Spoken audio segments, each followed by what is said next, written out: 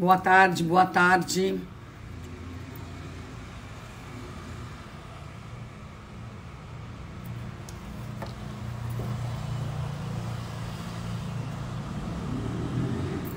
Boa tarde, boa tarde. Bem-vindos, bem-vindos, bem-vindas. Mais uma conversa inspiradora hoje. A gente vai falar sobre a reinvenção da velhice. Oi, Lígia.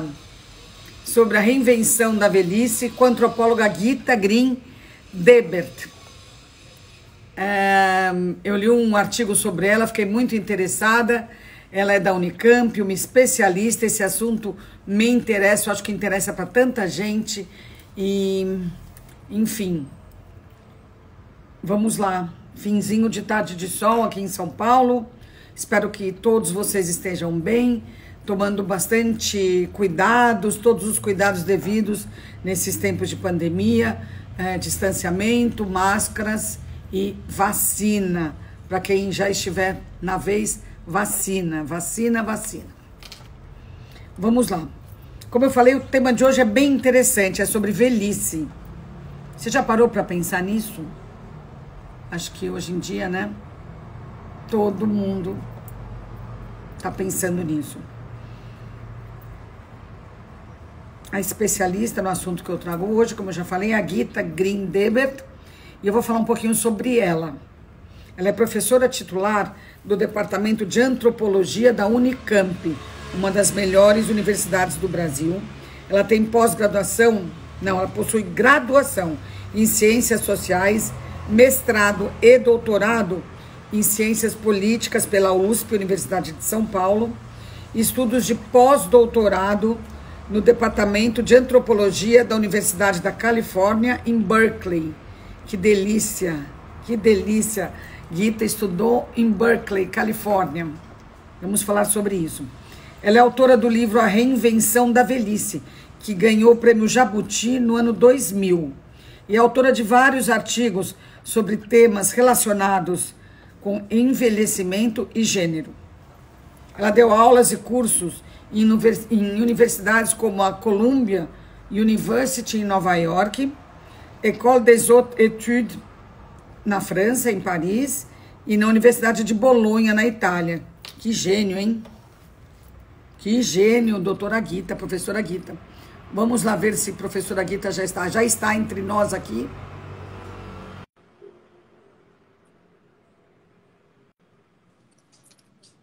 Hoje o tema vai ser muito interessante. A conversa vai ser muito interessante. Vamos esperar a Gita entrar.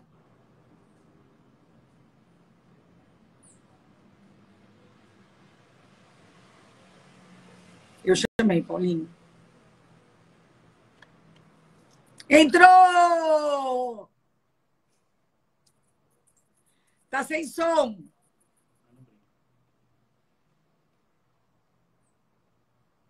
Tá me ouvindo, Gita? Eu não tô te ouvindo.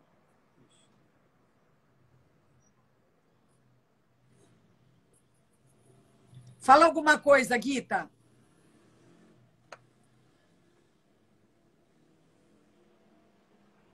Tá ligando para ela? Não precisa entrar de novo. Tem que só ver o som. Gita, não tô escutando. Tá me ouvindo? Você tá me ouvindo? Ela não tá me ouvindo também, Paulinho. Não se preocupe que a gente vai chegar lá. Já, já. Tem que sair primeiro, Paulinho. Tem que sair da light e abrir de novo. Tem que pôr no X. Pede para entrar. Tá bom, te aguardo, né? Você falou que tem que pôr o X aqui?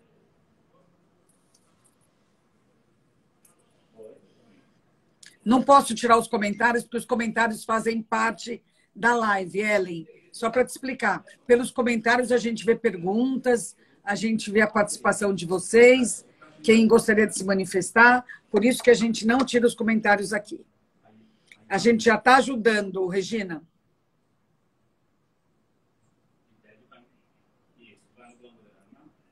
Eu vou tirar ela, tá, Paulinho? Paulinho já está ajudando. Não tem erro.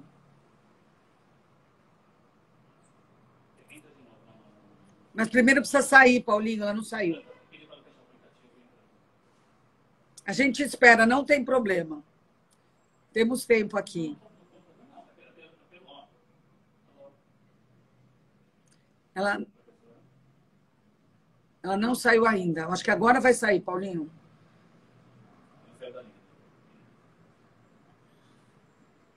Não, ela não saiu. Tem que apertar naquele X lá embaixo.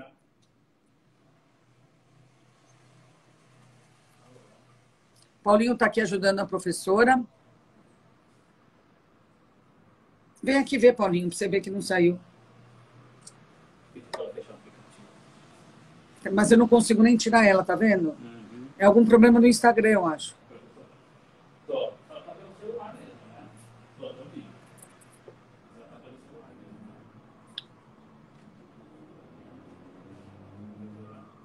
Não tem importância, vai dar certo.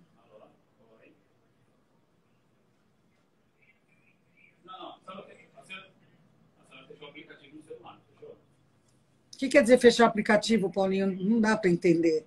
Fala com outra linguagem. Então, aí ainda vai no Instagram. Ela não fechou, Paulinho, ela está aqui.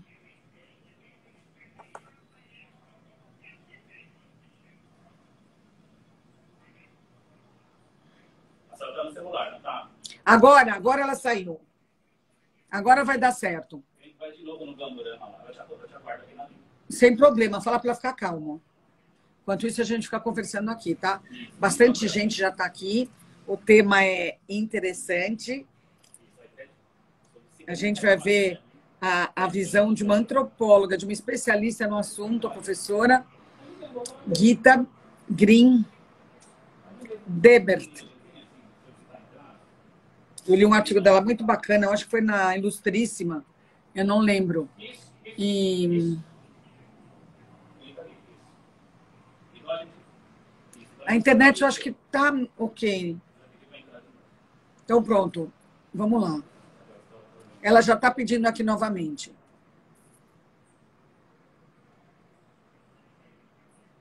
Não é fácil, né, Regina? Ter uma gênia. Eu fui atrás.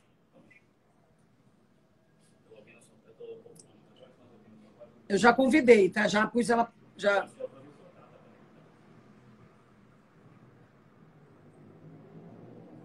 Apareceu. Tá me ouvindo, a professora? Não estou ouvindo ela? Pede para aumentar o som no celular.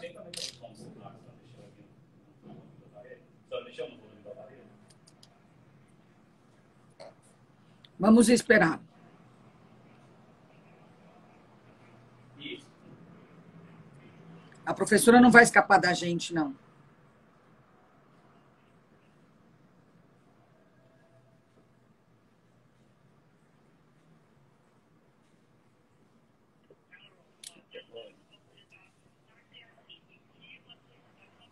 Não, mas a senhora está aparecendo.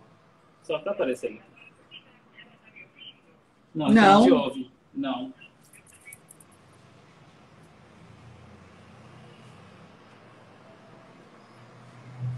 Paulinho, será que está sem som o telefone dela? Não, a gente testou tudo. Ontem à noite, né? Mas não é na véspera de noite.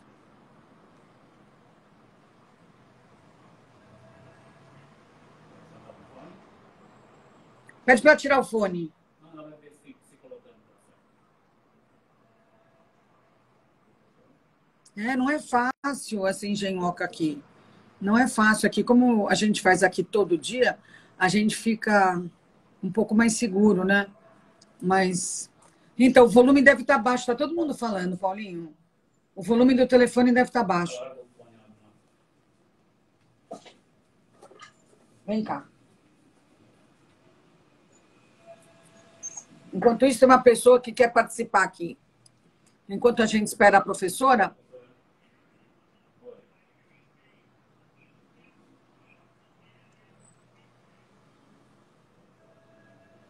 Se ela puder tirar o fone de ouvido, Paulinho. Eu estou te ouvindo. Lá na E se ela tirar o fone? Só tá no fone, tá sem. Professora? Tá com fone de ouvido? Não tô ouvindo, não. Professora? Saiu de novo. Oi. Eu te ouço, mas não live não. Oi, Cati, bem-vinda. Oi, Lígia. Você viu que a Clarinha tá aqui? Hoje ela quis colo. Mercúrio retrógrado tá afetando ela.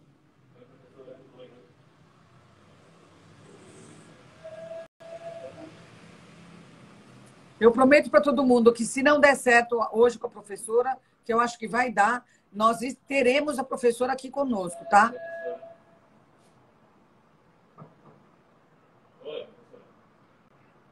Paulinho tá aqui no telefone com ela, tentando ver se... Eles fizeram um teste ontem à noite. Você não tá te ouvindo? Agora ela tá te ouvindo. Eu não tô ouvindo ela. Ela não tá aqui dentro.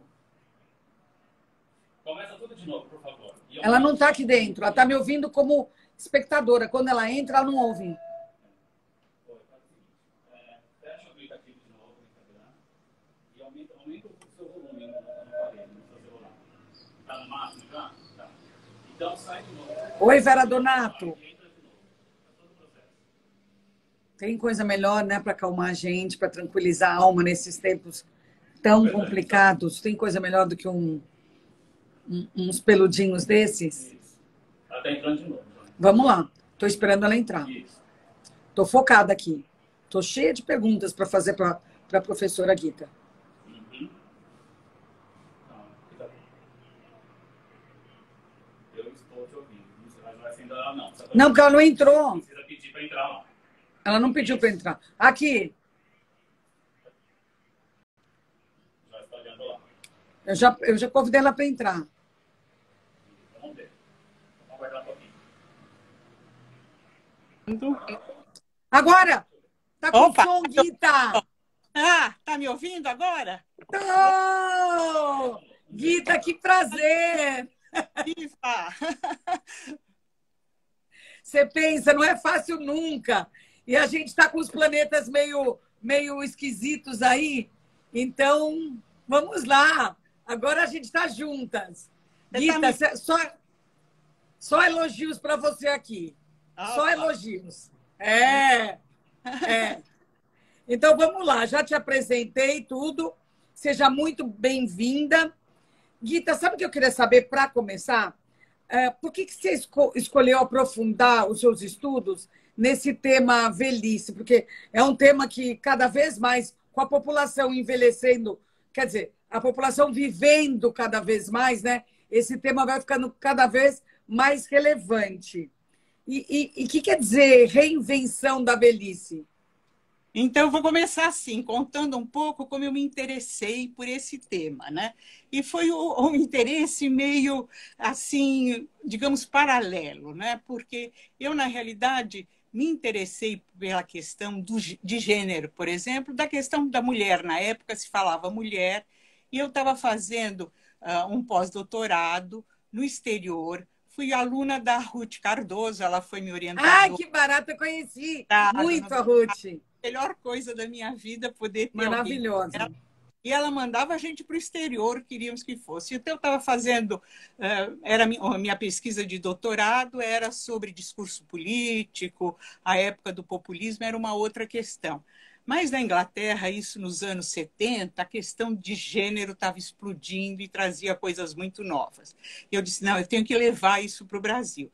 Voltei para o Brasil em 79, e daí essa questão, eu achei que eu ia trazer uma novidade, mas a questão também aqui já estava explodindo, porque as coisas aqui chegam muito depressa, não é? E daí a Ruth Cardoso tinha um grupo para estudar várias dimensões de gênero, da condição feminina.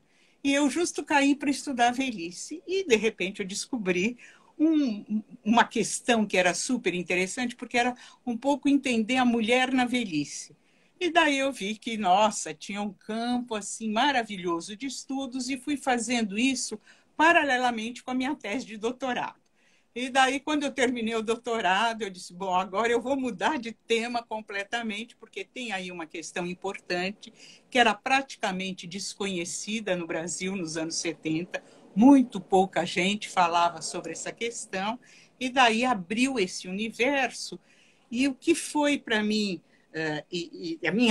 no meu trabalho foi, de certa forma, inesperado, ver que todos os pressupostos que eu tinha a respeito da velhice estavam em plena ebulição, estava fervendo, porque a ideia que a gente tem é que a mulher na velhice era um pouco a imagem que eu tinha da minha avó, que já não era o caso da minha mãe. Mas era uma mulher que está em casa, esperando os netos. A partir dos 40 anos, né, já estava mais ou menos vestida de preto, ainda mais se fosse viúva e tal.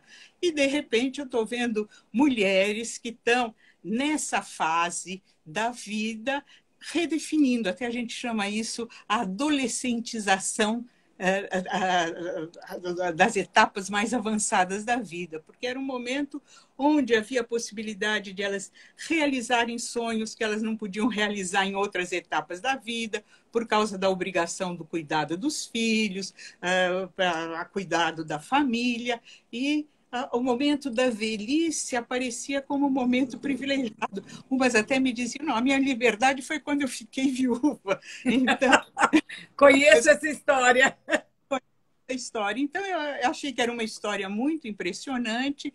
E depois, quando eu tive a oportunidade de fazer um pós-doc lá na Unicamp, já estava trabalhando na Unicamp naquela época, tive aquele privilégio de fazer o pós-doc e disse, bom, agora eu vou me dedicar a estudar isso. Então, fui para os Estados Unidos, no Departamento de Antropologia da Universidade da Califórnia, em Berkeley. Nossa, como foi morar lá, Guita? Foi uma experiência incrível, uma experiência deliciosa. Eu peguei justo a época que teve aquele terremoto terrível, lembra? Eu lembro, em Los Angeles. Então foi uma época assim, de muita agitação, mas, ao mesmo tempo, um privilégio a gente poder estar o tempo todo na biblioteca e eu pegar um pouco a bibliografia, os trabalhos que estavam voltados para essa temática. Agora você me pergunta o que é reinvenção da velhice. Então, aquela questão que era uma questão de que a pessoa chega na velhice, ela depende de associações de caridade, depende da família, ou depende de uma previdência individual, na realidade se transformou numa questão social, no começo com a aposentadoria, que hoje é um direito, vamos dizer assim, no Brasil, é um direito universal, todo mundo tem, né? Mesmo quem não trabalhou ou não tem documentos que trabalhou e não tem dinheiro e não pode ser sustentado pela família, ele tem garantido, a partir dos 65 anos, a possibilidade de ter um rendimento de um salário mínimo mensal. Isso por um lado. Por outro lado, isso também virou uma área de conhecimento, de saber, com a criação da gerontologia e da geriatria, dos estudos médicos, né? A geriatria são os estudos médicos e a gerontologia não são propriamente da área médica, mas basicamente da área social, vamos dizer assim, das ciências humanas, não é? E tinha, né? Hoje a gente vê, isso cresceu muito, né? Então, tem a ideia dos direitos políticos, que mais ou menos ninguém fala em velho, porque velho tem uma conotação negativa, mas para as questões políticas a gente fala o idoso. Então, é o estatuto do idoso, o direito do idoso. E eu sou idosa. Pois é, você sabe que uma amiga minha me disse recentemente, ela tem 65, e disse, eu acabo de descobrir que eu sou idosa por causa do coronavírus. Que disseram, mas ela nunca tinha pensado que queria ser o idoso, não é? Então, há uma valorização muito grande, né, da juventude atualmente, e a gente diz assim, é muito comum ouvir, velho é quem tem 10 anos a mais do que eu, e quem tem 10 anos a menos é uma criança, né? É um jovem. Então, a reinvenção... Guita, você falou, você é especialista mais em causas das mulheres, né? Quer dizer, você começou por aí. Você falou que uma amiga sua, quando ficou viúva, parece que descobriu o que você falou? A liberdade, não é? Me descobri a liberdade, porque... Então, e como é que... imaginava. eu percebo isso, que as mulheres, quando ficam viúvas, elas ficam, depois de um certo tempo, elas se recuperam, elas se resgatam, elas até resgatam uma coisa que nunca tiveram, às vezes. O homem é totalmente diferente, né? É muito diferente e é um momento, tem até uma expressão de uma jornalista que escreveu um livro que chama A Idade da Loba, que são os 40 anos, não é? Quer dizer, eu acho que toda a vida adulta, vamos dizer assim, foi dividida em uma série de períodos, né? O que é a Idade da Loba? É a mulher dos 40, que é uma mulher que Era, hoje... né? Era, Hã? né? Não existe mais essa... Era. Não existe mais essa idade da loba, eu acho. Mas é assim que se chama aquela mulher que tem 40 anos e tem posições privilegiadas de trabalho. Ela está vivendo novos relacionamentos afetivos, emocionais, sexuais. Enfim, aquilo que era 40 anos, que era uma espécie de entrada na velhice, né? Hoje está sendo redefinida. E tem também a terceira idade. Hoje, todas as universidades têm um programa para a terceira idade. Os Tem municípios... aulas. Minha mãe estudou uma época na USP, eu acho, na terceira idade. Ou na PUC, eu não lembro. Camp, todas têm uma universidade para a terceira idade.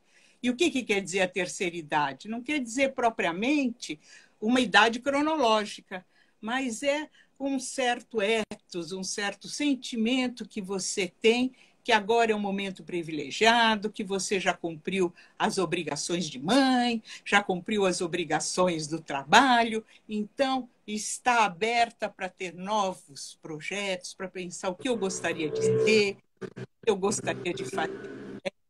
É nesse sentido que se faz a relação com a adolescência, porque a adolescência a gente pensa também como aquele momento que o indivíduo está pensando quem eu sou, qual é a minha identidade, o que eu vou ser, é um pouco o que eu vou fazer daqui para frente e uma abertura de possibilidades muito grandes. Então, eu acho que tem aí, por um lado, extremamente gratificante, porque, na realidade, você abriu um campo para o que a gente pode chamar dos jovens idosos, vamos dizer assim, não é? Que não é também, não está relacionado com uma idade cronológica, mas está relacionado com isso que a gente chama de autonomia funcional. Quer dizer, a pessoa pode fazer todas as atividades da vida diária sem o cuidado. Então, o que me parece é que essa novidade, essa reinvenção do que é esse período da vida, ele é muito gratificante para as pessoas que têm essa autonomia funcional. Mas tem um lado que eu acho que é muito perverso nisso também, porque, enfim, quem não está disposto a viver esse grande período da vida, esse grande momento de liberdade, ou não tem condições de viver, ele tende a ser visto como alguém que não adotou formas de consumo adequado, não se envolveu em atividades motivadoras, enfim, é alguém, né, que não soube aproveitar, então passa a ser um erro dessa própria pessoa. Não é? Então, os dramas da velhice podem passar a ser percebidos como alguma coisa que você provocou. Não é? No momento que a própria ideia de doença ela tem muito caráter de doenças auto-infligidas, que você cria para você mesmo, porque você não toma sol, você não faz ginástica, não é? Você não, enfim, fuma, não bebe, se cuida. Não se cuida. Então, há uma transformação no mundo contemporâneo que eu acho que é muito interessante, porque a juventude deixou de ser um estágio na vida e passa a ser essa atitude, né? Que você pode estar sempre que legal jovem, isso. Em vez de ser um pedaço da vida, é uma atitude. É uma atitude, é um valor que você deve lutar. Você é quase uma obrigação sua de ser jovem, de permanecer jovem. Bom, mas vamos supor que a pessoa não se veja com a obrigação, mas ela se sente. Isso não é ruim, né? Ela se sente incluída nessa juventude, vamos dizer assim. Não como uma obrigação, mas como uma consequência das escolhas, talvez. Eu acho que é bem isso, é uma consequência das escolhas, mas o problema é que se ela não tiver com esse entusiasmo todo, ela é alguém que não está se cuidando de maneira adequada. Isso é Ela chato. não é? Ela não está adotando todas essas tecnologias que prometem um rejuvenescimento, não é? E, ao mesmo tempo, então, que a juventude passa a não ter a ver com a idade cronológica, a velhice também passa a ser vista como uma negligência. Você foi descuidado, você não se cuidou, faltou autoestima. Né? Hoje a autoestima virou alguma coisa que todo mundo tem que ter. Não é? E a condição para o bem-estar é a condição para ter uma vida gratificante. Então, é muito interessante, porque tem um lado que é muito libertário, mas tem um lado, principalmente para as pessoas, né, que são dependentes, que elas, então, criaram dependentes, tiveram perdas funcionais grandes, elas acabam, de certa forma, sendo responsabilizadas. Eu acho que o Covid foi interessante, apesar de todos os problemas envolvidos, que ele se voltou para a questão. Teve uma certa discriminação dos velhos, mas teve uma atenção maior para a questão, por exemplo, do que a gente chama de instituições de longa permanência, que hoje a gente não pode falar em asilo, é politicamente tem que falar ILPIs, que são instituições de longa permanência para o idoso, que é a palavra, digamos, correta. Mas essas instituições foram as onde o Covid entrou assim da forma mais avassaladora. Devastadora. E teve um isolamento. Então, hoje está havendo uma atenção maior para as instituições, não é? E eu acho que Rita, fala. Eu queria saber também, eu estou com muitas questões para te perguntar, eu tenho medo que não dê tempo para tudo, por isso que eu estou meio que assim entrando nos seus assuntos. Tem uma coisa hoje em dia que tem a ver com isso de autoestima que você falou, que é duas coisas. Uma é do cabelo branco, né, das pessoas assumirem o cabelo, principalmente mulheres, né, porque homem é mais comum, homem de cabelo branco. As mulheres assumirem o cabelo branco e essa história que está na moda, que é uma coisa que chama ageless.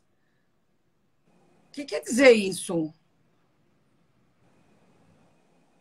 O que quer dizer isso? Né? O ageless é você ter atitudes que não têm a ver propriamente com a velhice. Né? Ou com os estereótipos que se tem em relação à velhice. Então, a tua idade cronológica, que é o age, né? Ela não tem significado. Não está em sintonia com o teu físico, sei lá. Aí exatamente isso, com o teu físico, com a tua disposição, com os teus sentimentos, com a sua vontade de participar ativamente. Isso entra naquela história que você falou, que quem está dentro, ok, mas quem não está dentro quase que se sente obrigado a estar, quando ele pode não querer ser ageless. Ninguém é obrigado a ser ageless, né? Mas parece coisa... não é? O cabelo interessante, porque ele hoje está na moda, né? Boa parte das minhas amigas estão com os cabelos brancos, né? Agora, não é um cabelo branco qualquer, é um cabelo branco que dá trabalho. Né? Como disse uma, olha, se quiser cabelo branco, tudo bem, mas você tem que estar muito cuidado, não pode esquecer o brinco. Maquiada. Tem que estar maquiada, porque, não é? Porque daí vira um charme o cabelo branco como é hoje, não é? O cabelo branco, e eu fiquei muito impressionada, porque antes da Covid eu estava em Paris, e não é só o cabelo branco, mas é o cabelo de várias cores. Era incrível, porque as mulheres todas têm várias cores, tem o cinza, tem o branco, tem o castanho, tem o preto. Né? O cabelo virou assim um arco-íris de cores. Um ativo, né? Um ativo da mulher. Então, mistura esse colorido todo. Né? Rita, como é que a velhice está sendo reinventada pelos médicos e, sei lá, pela mídia, pelas pessoas em geral? Ela está sendo... depende de qual momento da velhice, né? E de qual situação que ela vai ser reinventada. Por exemplo, uma coisa se a gente pega as universidades para terceira idade, então, até a tua mãe, o que acontece, não é? Quer dizer, essa ideia de que o velho é um sábio, que, enfim, conhece o mundo, já sabe de tudo, é posta em questão. Não é? E o próprio é dizer, olha, é uma idade boa para novos aprendizados, para novas atitudes em relação à vida. Então, nas universidades para terceira idade, é um amplo a gama de conhecimentos que está sendo difundido, não é? Tem palestras, tem temas específicos que são aulas, cursos e etc. Mas a ideia geral é que essa é uma etapa privilegiada para o conhecimento. E agora, eu até recentemente estava fazendo... Você concorda com isso? Hã? Você concorda com isso? Eu acho que isso é uma coisa boa para quem está participando, para quem tem essa autonomia, é uma coisa muito boa. O próprio da universidade é que você não pode ficar se lamentando, você, né, tem que se libertar dos filhos, né, dessa dependência dos filhos e criar novas formas de sociabilidade. É muito interessante como nessas universidades você cria novos amigos, faz novos projetos de vida, é uma coisa que te estimula a estar bem, né? A ficar bem.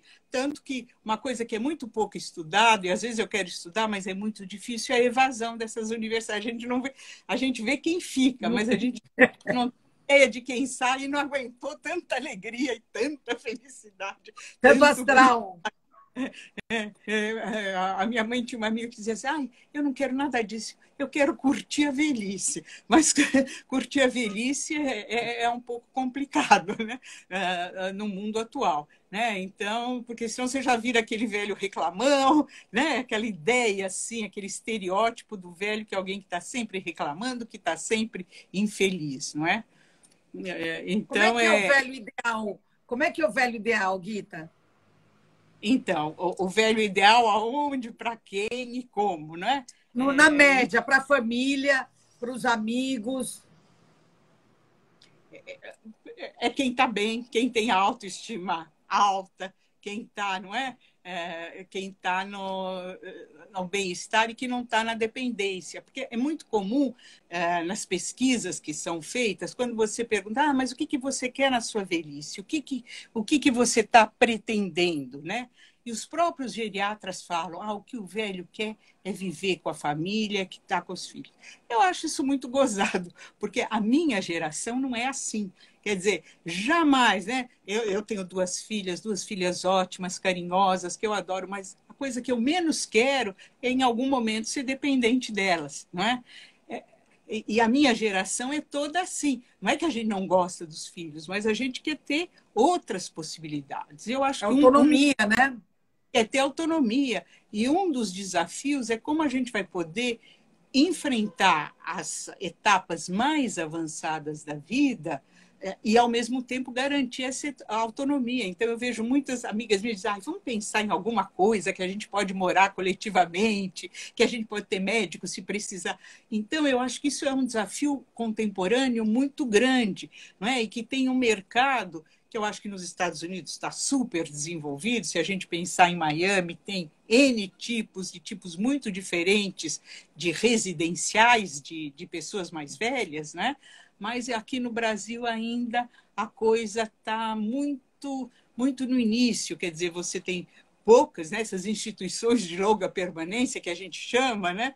Elas ainda ou são para as pessoas muito, muito pobres, ou elas são coisas caríssimas para quem é muito rico, mas mesmo assim ainda não foram capazes de criar estruturas onde se garante a autonomia das pessoas que estão vivendo nesses lugares. Então, eu acho que esse é um desafio muito importante para a gente pensar, né? Já que a longevidade é uma questão contemporânea, eu acho que formas de vivência é um elemento que a gente deve pensar com muito cuidado e projetar isso.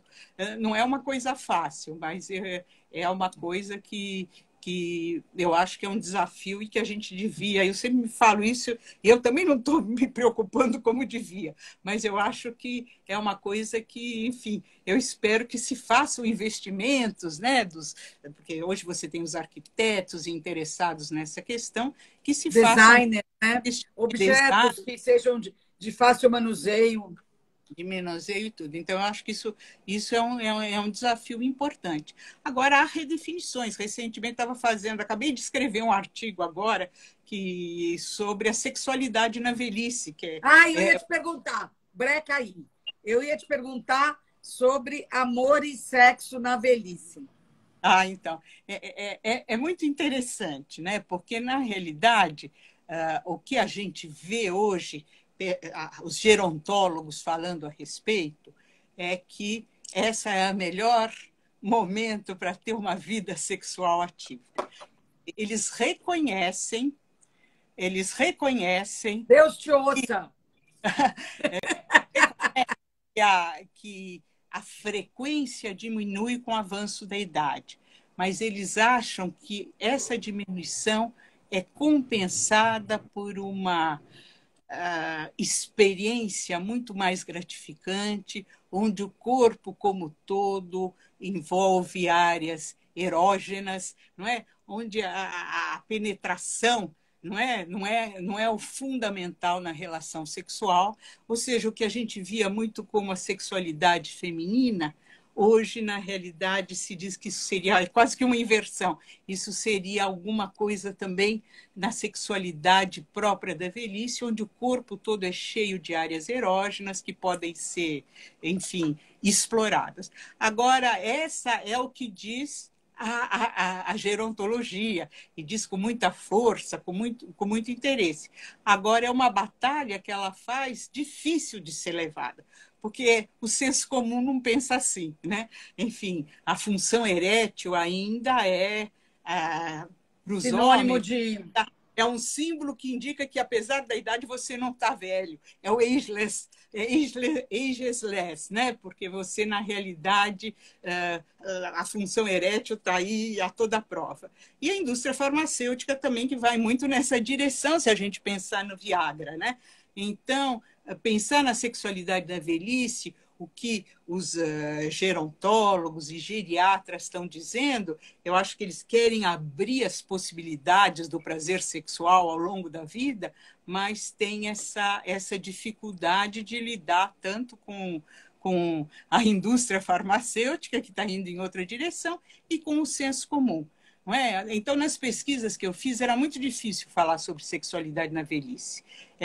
O pessoal gosta de fazer piada envolvendo sexualidade, mas era muito claro que para os homens a função erétil é central, e para as mulheres que eu pesquisei, elas achavam que mulheres mais velhas, já com uns 80, 90 anos, ai, que bom que eu me livrei do sexo quando eu fiquei viúva. Entre as vantagens da viuvez estava essa liberdade. Cada um é cada um, né?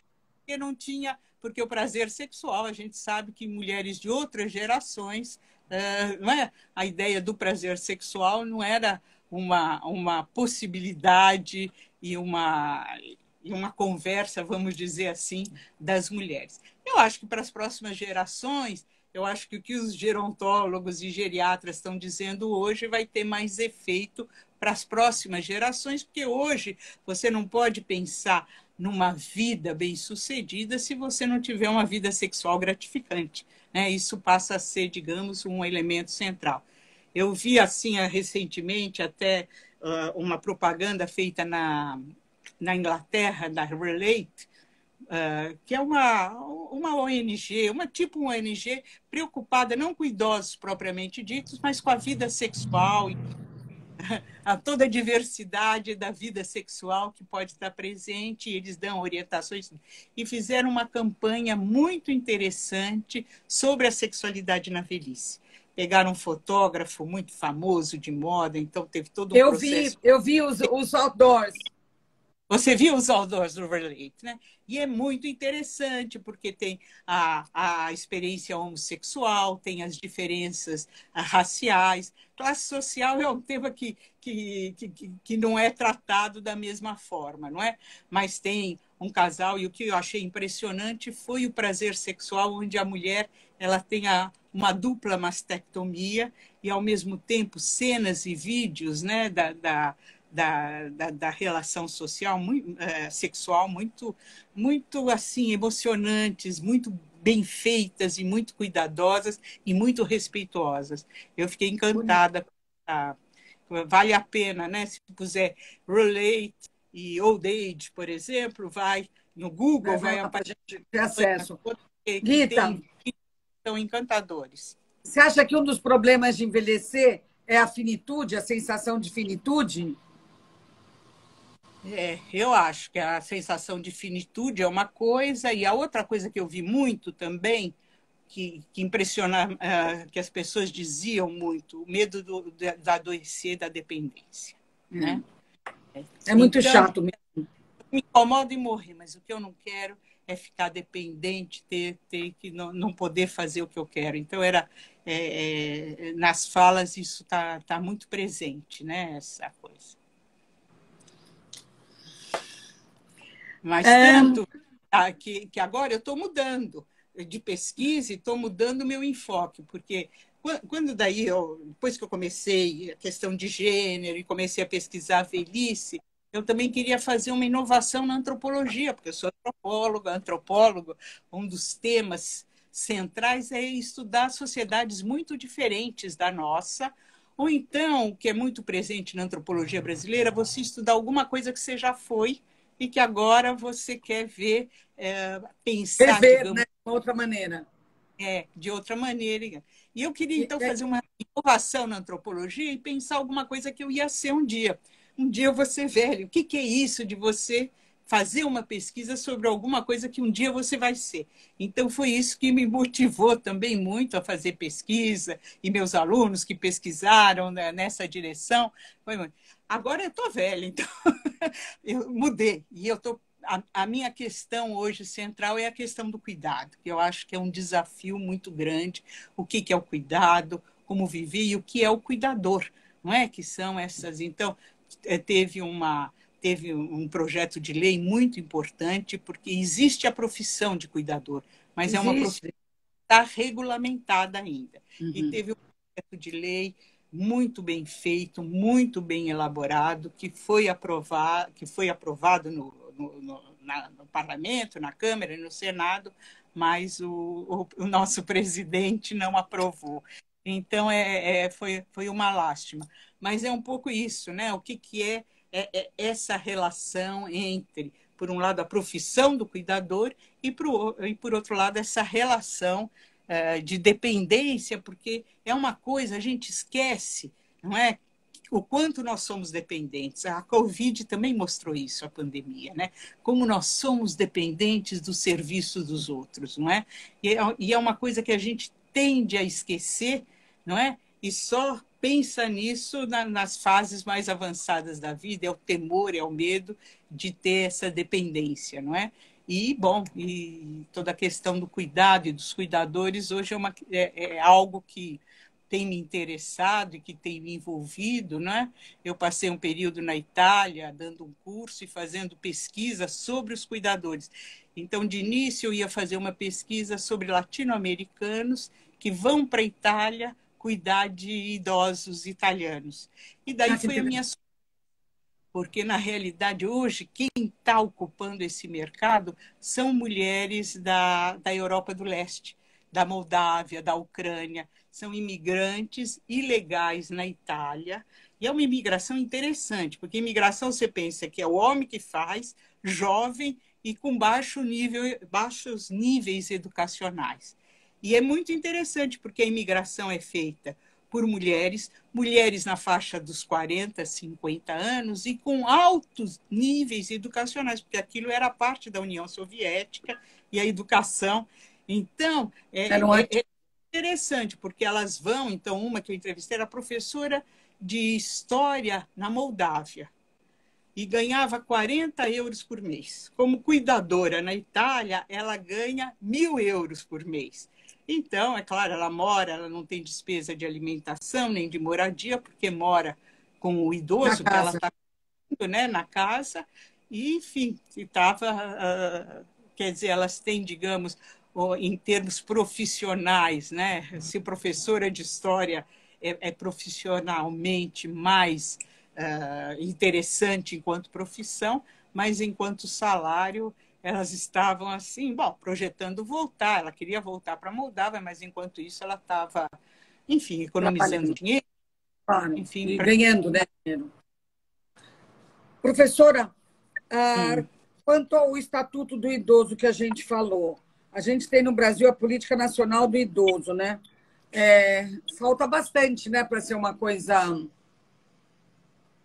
Aí que tá. No Brasil, a gente tem isso para a gente assinar e fazer planos, é a coisa mais fácil. O duro é colocar, é o nosso intricado paradoxo, né? Porque se a gente vê o nosso estatuto, ele é muito avançado, ele é muito integrador, não é? Ele realmente é top se a gente pensar o que existe em outras partes do mundo.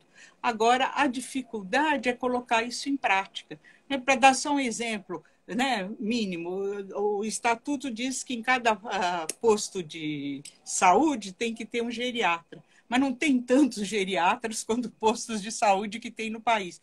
Então, nós temos uma facilidade, não é? De assinar planos internacionais e de fazer propostas e depois, quando vamos colocá-las em prática, é extremamente difícil, né? Temos poucos mecanismos para dar conta.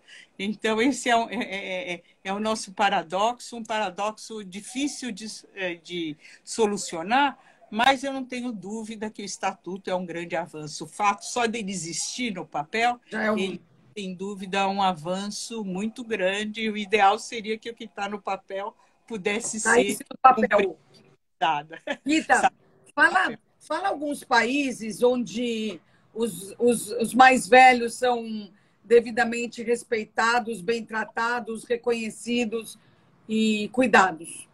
É sempre muito complicado a gente falar isso, porque em todos os países você tem diferenças de renda, né? Diferenças de classe Mas como social. se fosse um farol para iluminar a gente, É, entendeu? Como se fosse uma inspiração. eu acho complicado, porque eu acho que tem coisas que o Brasil avançou muito, não é? Por exemplo, quando eu comparo a universidade para a terceira idade com outras formas, eu acho que nós estamos muito avançados no que nós fazemos, ou mesmo os grupos de convivência do idoso, os grupos que o SESC produz, eles são muito avançados. Agora, eles atingem, vamos dizer assim, uma parcela muito pequena dos idosos brasileiros como um todo.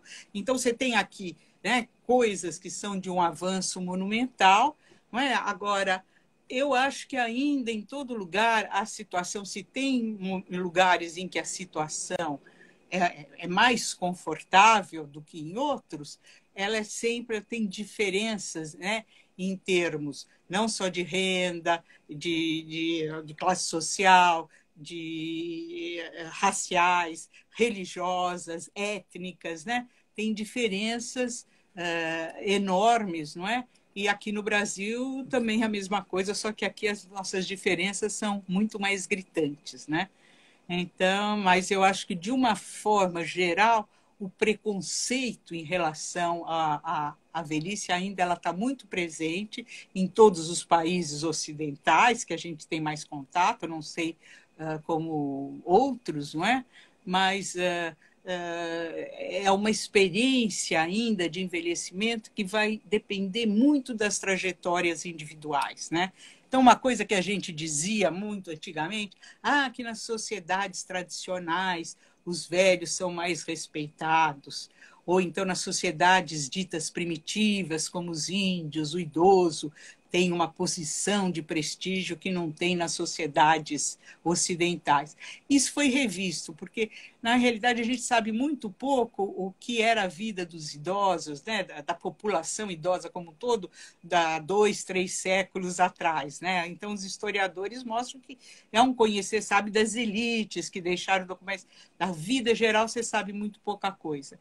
E nas sociedades ditas primitivas, nas sociedades, né, que são sociedades menores, vai depender muito da trajetória individual. Se aquele indivíduo foi sempre respeitado, obviamente na velhice ele continuará sendo, mas dificilmente, se ele foi mal visto ao longo do curso da vida, não é porque ele ficou velho que ele vai ser prestigiado, né? Então, a questão da velhice, ela tem muito a ver com toda uma trajetória e com condições que te acompanham ao longo do curso da vida como um todo. Agora, é claro que você Entendido. tem, né, alternativas diferentes em função dos grupos sociais. Então, era muito comum a gente dizer, não, Gita, né, eu, quando começo a falar, já viu que eu não paro. Então, me pergunta. não, eu vou te cortando quando for o caso. Ah, Quando for o caso. Deixa eu te perguntar uma coisa.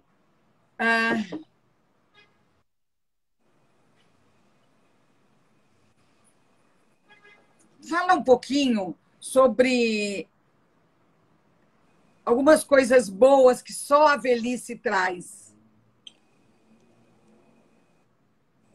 Acho que deu uma travadinha. não, Voltou. estou te ouvindo. As coisas boas que a Ouviu? velhice... Depende da velhice. Olha, velhice é o período mais longo da vida. Se a gente pensar que a velhice aqui no Brasil começa com 60 e as pessoas já estão chegando a 100 anos, então não tem período da vida que seja tão... Né? Então, tem um período que... Então, o que a Longo. velhice faz de bom? Dizer, não, hoje eu sou mais sábio? Não sei se eu sou... Né? É muito como dizer, não, eu queria ter a cabeça que eu tenho hoje quando eu tinha 20 anos. As pessoas, Mas não não sei, pode. não pode. Então, eu não saberia dizer o que... Eu acho que isso depende muito individualmente do que as pessoas dizem, da trajetória de vida como um todo, não é? Tem experiências que são experiências muito interessantes, né? Porque, na realidade, o que é novo é que, há um momento, se você estiver fisicamente bem, tiver isso que a gente chama de autonomia funcional, você pode ter muitos planos. E se tiver rendimentos também, né? Você pode ter muitos planos. É um momento que Nessa hora começa a ficar ruim, né? Está ouvindo? Agora voltou. Dá uma libertação maior para você fazer essas coisas